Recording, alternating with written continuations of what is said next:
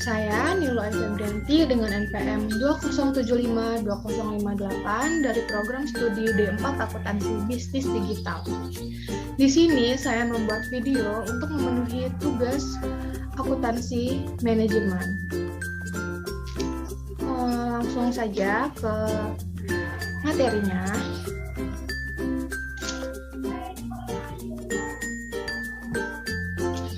Pertama, saya akan membahas pengertian akuntansi manajerial. Apa sih akuntansi manajerial itu? Akuntansi manajerial atau managerial accounting adalah penyediaan informasi akuntansi bagi pengguna internal di perusahaan. Akuntansi manajerial juga adalah sistem akuntansi internal perusahaan dan dirancang untuk mendukung kebutuhan manajer akan informasi. Selanjutnya, akuntansi manajerial itu memiliki 3 tujuan luas, yaitu yang pertama, menyediakan informasi untuk perencanaan kegiatan organisasi. Apa sih maksud dari perencanaan ini gitu ya? Formulasi aksi yang terperinci untuk mencapai tujuan tertentu adalah aktivitas manajemen yang disebut dengan perencanaan atau planning. Perencanaan memerlukan penetapan sasaran dan mengidentifikasikan metode-metode untuk mencapai sasaran tersebut. Contohnya, sebuah perusahaan dapat menetapkan sasaran untuk meningkatkan keuntungan jangka pendek dan jangka panjangnya dengan meningkatkan kualitas produk-produknya secara keseluruhan. Lalu yang kedua, menyediakan informasi untuk pengendalian kegiatan organisasi. Apa sih yang dimaksud dengan pengendalian kegiatan organisasi ini? Pengendalian biasanya dicapai dengan memperbandingkan kinerja yang sebenarnya dengan kinerja yang diharapkan. Informasi ini dapat digunakan untuk mengevaluasi atau memperbaiki langkah-langkah yang diambil dalam mengimplementasikan suatu rencana.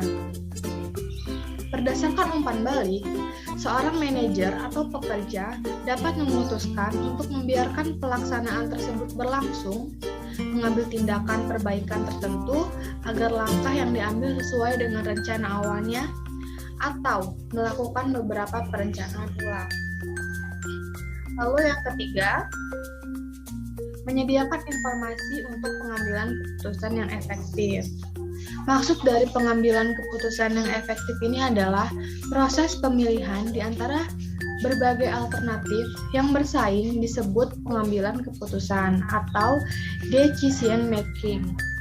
Fungsi manajerial ini berkaitan dengan perencanaan dan pengendalian sehingga manajer tidak dapat membuat rencana dan mengendalikan kegiatan organisasi dengan baik tanpa mengambil keputusan terhadap alternatif-alternatif tersebut. Jadi, satu di antara beberapa peranan utama sistem informasi akuntan adalah menyediakan informasi yang memfasilitasi pengambilan keputusan.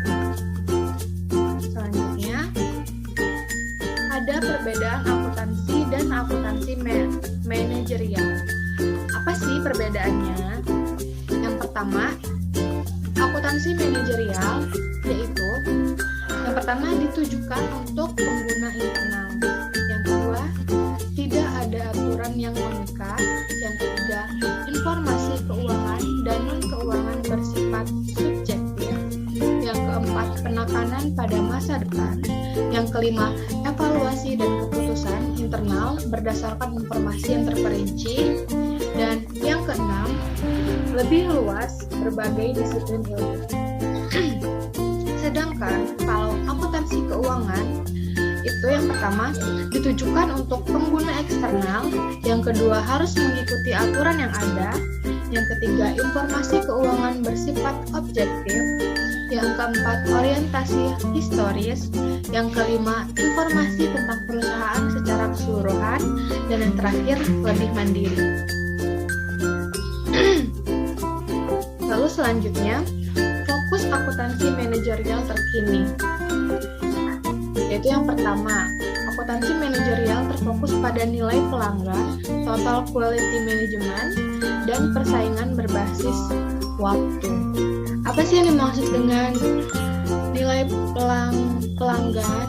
Nilai pelanggan adalah fokus utama karena perusahaan dapat membangun keunggulan bersaing dengan menciptakan nilai yang lebih baik bagi pelanggan dengan biaya yang sama atau lebih rendah dibandingkan pesaing.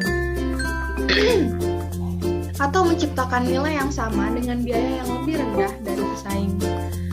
Nilai pelanggan juga adalah selisih antara apa yang diterima oleh pelanggan dan apa yang diberikan oleh pelanggan saat membeli produk atau jasa. Untuk Total Quality Management, filosofi dari Total Quality Management yang berusaha diperoleh perusahaan adalah menciptakan lingkungan yang memungkinkan para pekerja dapat menghasilkan produk yang sempurna atau tingkat kerusakannya itu 0. Telah menggantikan sikap kualitas yang dapat diterima pada masa lalu. Dan apa sih yang dimaksud dengan persaingan berbasis waktu itu?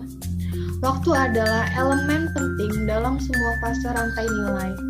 Perusahaan kelas dunia mengurangi waktu peluncuran produk atau jasa dengan memadatkan siklus perancangan, penerapan, dan produksi. Maka dari itu, perusahaan-perusahaan tersebut mengirimkan produk atau jasa secara cepat dengan menghilangkan waktu yang tidak bernilai tambah, yaitu waktu yang tidak memberikan nilai bagi pelanggan. Misalnya, waktu selama produk berada di dok pemuatan. Lalu ada informasi tentang aktivitas rantai nilai dan pengorbanan pelanggan. Contohnya itu seperti biaya setelah pembelian dikumpulkan dan dibuat tersedia. Lalu selanjutnya ada activity based management adalah tanggal inovatif utama atas permintaan untuk informasi akuntansi manajerial yang lebih akurat dan relevan. Lalu ada sifat dari sistem informasi akuntansi manajerial dapat tergantung pada posisi strategis perusahaan, yaitu yang pertama strategi kepemimpinan biaya, yang kedua strategi diferensiasi produk, dan yang terakhir ada lean accounting. Selanjutnya, peranan akuntansi manajerial dalam sebuah organisasi. Akuntansi manajerial bertanggung jawab untuk mengidentifikasi, mengumpulkan, mengukur, menganalisis, menyiapkan, menginterpretasikan, dan mengomunikasikan informasi. Akuntansi manajerial harus bersifat sensitif atas kebutuhan manajer akan informasi. Akuntansi manajerial juga melayani sebagai anggota staf dari organisasi dan menjadi bagian dari tim manajemen. Karena peranan penting yang dimainkan oleh akuntansi manajerial dalam kegiatan operasi organisasi, controller sering dianggap sebagai anggota tim manajemen puncak dan didorong untuk berpartisipasi dalam aktivitas perencanaan, pengendalian, dan pengambilan keputusan. Lalu selanjutnya, pentingnya perilaku beretika untuk manajer dan akuntan manajerial. Rasa beretika yang kuat diperlukan untuk menolak usaha-usaha untuk mengubah informasi ekonomi yang dapat menyajikan gambaran yang bahkan sebenarnya dari kinerja perusahaan. Perilaku etis juga melibatkan aktivitas pemilihan tindakan yang sesuai dan adil. Berikut 10 nilai inti yang dimaksudkan, yaitu yang pertama kejujuran, yang kedua integritas, yang ketiga pemenuhan janji, yang keempat kesetiaan, yang kelima keadilan, yang keenam kepedulian terhadap sesama, yang ketujuh penghargaan kepada orang lain, yang kedelapan warga negara yang bertanggung jawab, kesembilan usaha untuk mencapai kesempurnaan, dan yang terakhir akuntabilitas. Selanjutnya ada kode etik perilaku perusahaan. Bagian terpenting dari kode etik perusahaan adalah integritas, pelaksanaan tugas, dan kepatuhan terhadap peraturan hukum. Kode-kode perilaku tersebut semuanya juga melarang untuk menerima suap dan hadiah yang pantas.